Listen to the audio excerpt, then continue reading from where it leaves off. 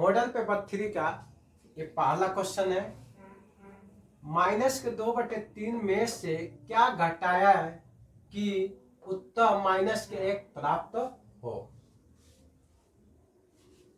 कोई संख्या है, उसमें से क्या घटाया है कि -1 प्राप्त हुआ है।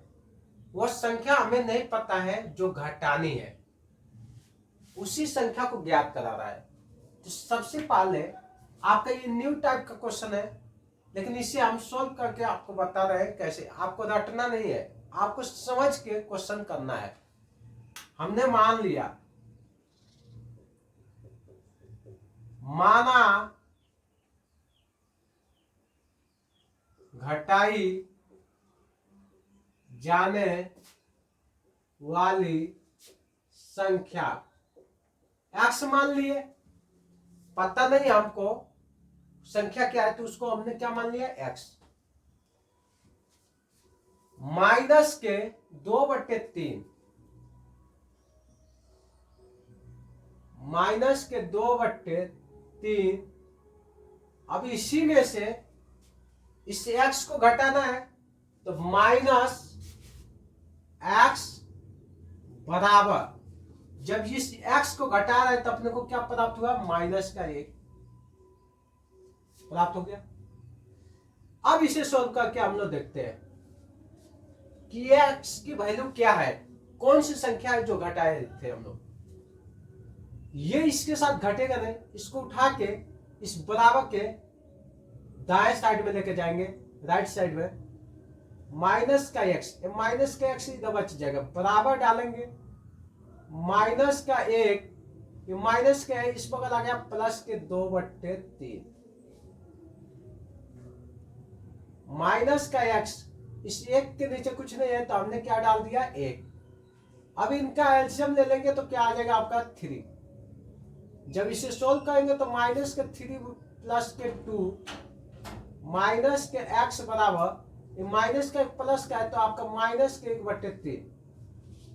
ये माइनस से माइनस कट गया, x बराबर 1/3। आपका x वही है, कौन सी संख्या है, 1/3 वह संख्या है जो इसमें से घटाने पर -1 प्राप्त होगा। तो इसमें ऑप्शन में कौन सा सही है, नंबर 2। 6x बराबर 12 का हल कीजिए। अगर ये 6x बराबर 12 है, इन दोनों के बीच में 6 और x के बीच में कुछ नहीं है, क्या है, इनटू है, गुणा है। जब ये गुणा में है तो उस बगल जाएगा, बराबर के राइट साइड में जाएगा तो 12/6 हो जाएगा। x बराबर, इसको इसमें भाग देंगे तो 2। अपना कौन सा ऑप्शन सही है इसमें, माइनस का 2 दे रखा है, इसे नहीं लेना है, प्लस वाले को लेना है। क्वेश्चन नंबर 3, समांतर चतुर्भुज के सम्मुख कोण एवं सी हो तो। ऑप्शन आपका 4 दे रखा है। इस क्वेश्चन को सॉल्व करने के लिए हमें एक चित्र की जरूरत है, जो यहाँ पे है आपका कौन सा, ये समांतर चतुर्भुज है।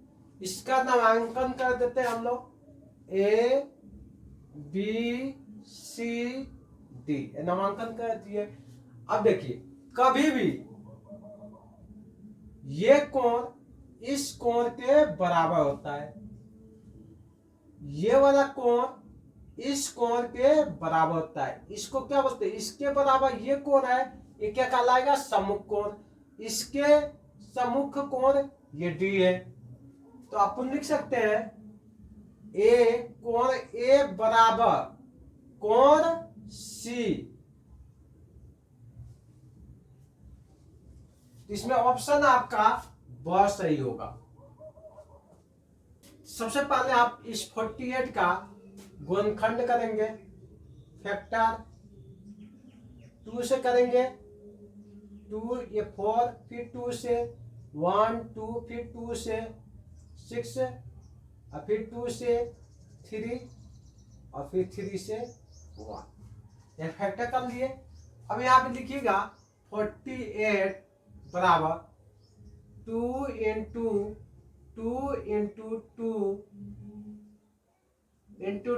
× 3। अब दो दो का ग्रुप बनाइएगा, दो दो का ग्रुप, इस दो का बन गया, इस दो का बन गया, इस तीन का ग्रुप नहीं मिला, इस तीन का ग्रुप नहीं मिला। इसके मतलब वह सबसे छोटी संख्या है 3 है, जो 48 में गुना करने पर पूर्ण वर्ग प्राप्त होगा। तो लिख लेंगे वह सबसे छोटी संख्या, वह सबसे छोटी संख्या 3 है, जो 48 में गुना करने पर पूर्ण वर्ग प्राप्त होगा। नेक्स्ट क्वेश्चन आपका 729 का घनमूल होगा। इसको भी आप फैक्टर तरीके से करिएगा, अभाज्य गुणनखंड विधि से, क्योंकि क्या बोला है घनमूल निकालने के लिए 729 यहां पे लिख लीजिएगा। इसका अभाज्य गुणनखंड निकालते हैं, पहले 3 से निकलेगा, 2 से तो निकलेगा नहीं। 3 दूनी 6, 3 चौक 12, 3 3 9, फिर 3 से कट रहा है, 3 24, 3 कम 3, फिर 3 से आपका कटेगा 27 बार में, फिर 3 से 9 बार में, फिर 3 से 3 बार में, फिर 3 से 1 बार में। तो यहां पे लिखेंगे 729 बराबर, इसका अभाज्य गुणनखंड क्या आ गया 3 × 3 × 3 × 3 × 3 × 3, कितनी बार है 1 2 3 4 5 6 बार, 1 2 3 4 5 6। अब हमें क्या बोला है घनमूल, घनमूल में क्या होगा 3 का ग्रुप बनता है, ये 3 का ग्रुप बन गया, फिर इसमें 3 का ये ग्रुप बन गया, इसमें से 3 निकल के आया, इसमें से भी क्या आया 3 निकल के, ये क्लियर हो गया।